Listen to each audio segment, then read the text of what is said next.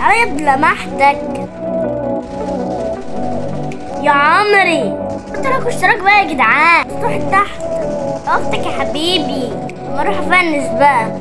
تهرب مني يا ضرب الدي بي اس وما ماتش. عارف ليه حاسس ان حد مكنبر؟ تلعب بوبجي كنبوره يا عمري. عاش كده. الكنبور دلوقتي هيخليني امسح اللعبه. خلاص بقى رقم 3 جاي رفل. نهار ابيض. المهم يظهروا كمان كنبوره. زي ما اقول لكم كنبور دولت ممكن الاقي واحد قاعد لي تحت السرير. خش بقى يا ابن امك راجل. ايد ام راجل بصحيح.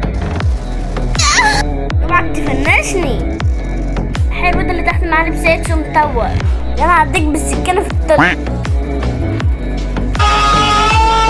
يا واد. ما تصوتش ياما. السلام عليكم. طيب اللي حيط امك سيبني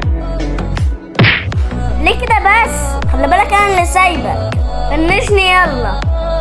يلا بس تروح بيها فين يا عم؟ نزلني يا عم. تعب يا اسطى. والله انزل لكم تاني وما عاملين فخدكم شاورما. متفهمش بقى يا عم.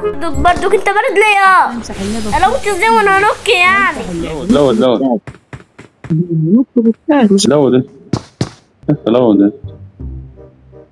انت بني ادم مريض حمار يا ابني. ما تشيل كده بخوز لقيت ان لو وراك حماره. يفنشك. لا ده انا مخصمك يا عم. لا